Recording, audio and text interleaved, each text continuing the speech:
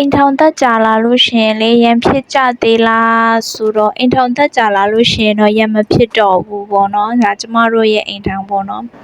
တယောက်နဲ့တယောက်နားလည်မှုတွေပိုရှိလာတယ်ပြီးရင်တိုင်တိုင်မင်းမင်းညှိညှိနှိုင်းနှိုင်းသူအကြိုက်ကိုအကြိုက်သူစိတ်ထားကိုစိတ်ထားလေးသိလာတယ်ပေါ့နော်အဲ့တော့အိမ်ထောင်သက်ကြာပြီးလို့ရှိရင်တော့ရန်သိမ့်မဖြစ်တော့ဘူးလို့ကျမတို့ထင်တယ်ပေါ့နော်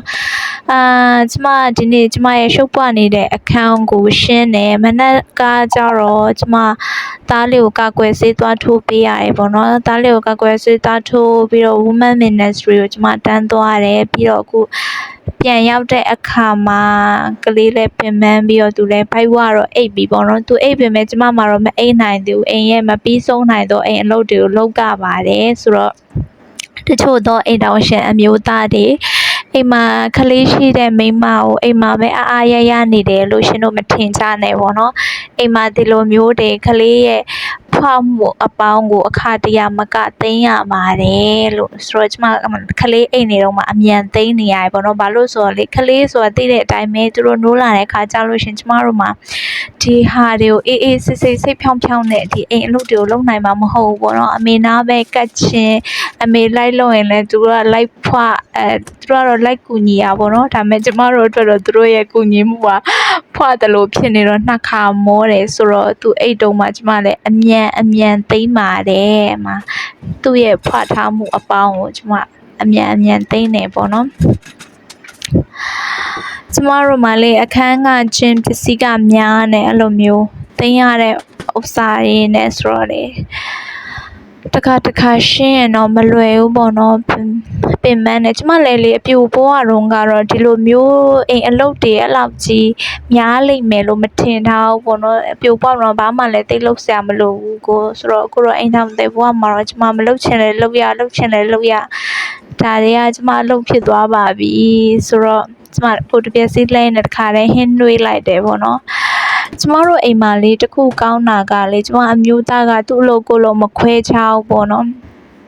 သူကြုံရင်သူလုပ်ပေးတယ်သူကူညီနိုင်တဲ့လုပ်တယ်ဆိုရင်လုပ်ပေးသွားများတယ်ပေါ့နော်ဆိုတော့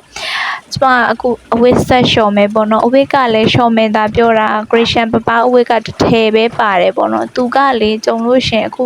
သူရေချိုးတဲ့အခါမှာသူ့အဝတ်ကိုသူလျှော်သွားပေးတာများတယ်ပေါ့နော်ကျမအပေါ်အရန်အဲ့လိုမျိုး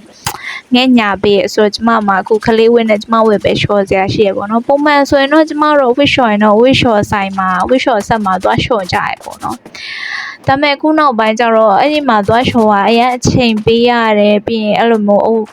အထုပ်တွေပါထည့်ပြီးသွားနေကျမလည်းအရင်မသွားချင်တော့ဆိုတော့တနိုင်တစ်ပိုင်းအိမ်မှာပဲလျှော်ဖြစ်တယ်ပြီးရင်အဝတ်တွေလည်းတချို့ဝတ်တွေဆိုလက်နဲ့လျှော်မှကလေးဝတ်တွေပါဆိုလက်နဲ့လျှော်မှပိုပြောင်းတာများတယ်ပေါ့နော်ဆိုတော့ကျမအိမ်မှာပဲလျှော်ဖြစ်ပါတော့တယ်ဒါကတော့ Christian ရဲ့2ရက်စာအဝတ်ပေါ့နော်တည့်ရတိုင်း2ရက်စာဆိုမဲ့လည်းဆရာကြီးကလေဒီနေ့ကိုအင်ကြီး3-4ခါလောက်လဲချင်တော့အင်ကြီးကတော့အပုံလိုက်ကိုဖြစ်နေပါတယ်အမလေးအဝတ်ကလျှော်ရင်းနဲ့ကျမလည်းခြေကုံလက်ပန်းတွေကျပြီးတခါတည်းပြစ်လဲချင်းစိတ်ပေါက်ပြီးမဲ့လည်းအတင်းပြီးတော့ဆက်ပြီးတော့လျှော်နေခဲ့ပါတယ်ကလေးရှိတဲ့အိမ်တွေကိုရှင်တို့သွားလဲမယ်ဆိုလို့ရှိရင်ပေါ့နော်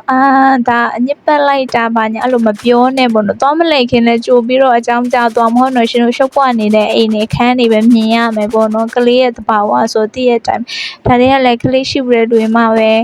ကိုချင်းစာနိုင်ကြတာဒါကတော့လမ်းကြုံပြောလိုက်တာပေါ့နော်ဆိုတော့အိမ်ထောင်မှာလေတယောက်နဲ့တယောက်နိုင်စားမကောင်းပေါ့နော်ကျမတို့အိမ်ထောင်မှာဆိုလို့ရှိရင်အစာပိုင်းကတော့တယောက်သဘောထားတယောက်မသိဘူးခဏတက်ကြဖြတ်ကြပြီမဲ့ခုနောက်ပိုင်းတော့တယောက်သဘောထားတယောက်လည်းနားလည်ပြီဆိုတော့ပေါ့နော်အဲ့လိုရန်ဖြစ်တာတွေမရှိတလောက်ရှားသွားပြီပြီးရင်ငွေကြေးစီမံတာတို့ဘာတို့ကအစားပေါ့နော်နည်းနည်းစနစ်တကျဖြစ်လာပြီပြီးတော့ကျမတို့အိမ်ထောင်မှာလေတယောက်ကတယောက်ကိုနိုင်စားရဆိုတာမရှိဘူးပေါ့နော်အိမ်ထောင်စကြခတဲ့ရတယ်ကျမအမျိုးသားဆိုရင်သူဝင်ငွေအဓိကအခုနောက်ပိုင်းရှာရတယ်ပေါ့နော်သူကျမကိုပတ်စံအပ်တဲ့ခါမျိုးမှာကျမသုံးပိုင်ခွင့်တွေအများကြီးရှိပေမဲ့လည်းကျမကတခုသုံးတော့မယ်ဆိုသူနဲ့အမြဲတိုင်ပင်တာအဲ့လိုမျိုးလုပ်တယ်သဘောတူပြီးတော့မှသုံးကြရပေါ့နော်သူဆိုလို့ရှိရင်လည်းသူ့အသုံးစိတ်ပြီးရဲ့တဲ့ကနေသူသုံးတော့မယ့်အရာတွေကျမကိုအမြဲပြောပြရတယ်ပေါ့နော်ဒီစားပေါ်တော့ပြောစရာစကားတွေကတော့ချစ်တယ်ကြိုက်တယ်တို့ good night good morning စားပြီးပြီလား အဲ့လိုမျိုးဖြစ်ပေမဲ့လေအိမ်ထောင်တွေဘဝမှာတော့ပြောစရာစကားတွေကပြောင်းလဲသွားတယ်ဒီနေ့ဝှေ့လျှော်ထားတယ်နော်ခလေးကထမင်းဘက်နဲ့ခါစားတယ်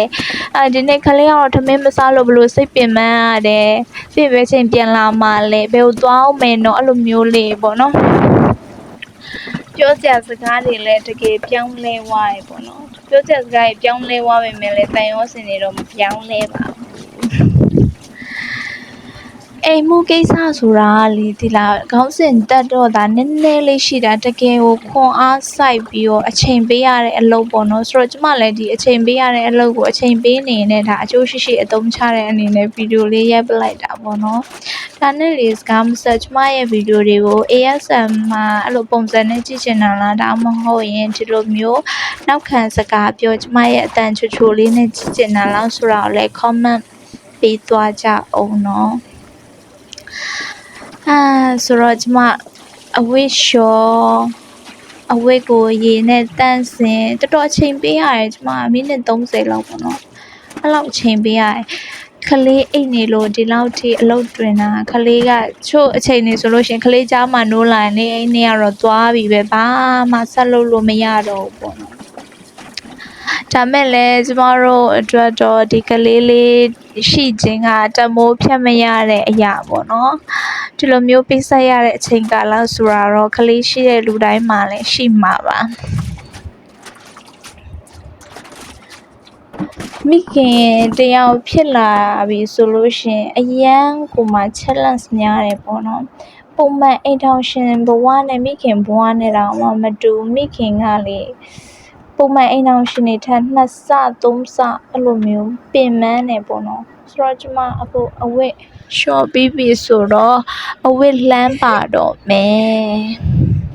ကျမတို့အိမ်ထောင်မှာဆိုလို့ရှင်တော့လေပြောတာပြောကျမတိတ်ပင်ပန်းတဲ့ထဲမှာတော့မပါဘူးကျမအမျိုးသားအရန်ကိုတိတက်နားလဲစွာနဲ့ကျမကိုညတာပြီးတော့အများဆုံးကူညီတဲ့အထဲမှာပါရပေါ့နော်ဆိုတော့ကျမအရန်ပင်ပန်းတယ်လို့တော့မခံစားရဘူးပေါ့နော်ဆိုတော့အိမ်တော်ရှင်မျိုးသားတွေလည်းလိုပဲကိုမျိုးသမီးပေါ်မှာလေးညတာတိတက်ပြီးတော့ကူညီပေးကြဖို့ပြောချင်ပါတယ်အခုအဝတ်လည်းလျှော်ပြီးပြီလှမ်းပြီးပြီဆိုတော့ကျမဗီဒီယိုလေးအဆုံးသတ်လိုက်ပါမယ်အားလုံးပဲ bye bye ဆုံးထိကြည့်ပြီးလို့ကျေးဇူးတင်ပါတယ်နော် see you next video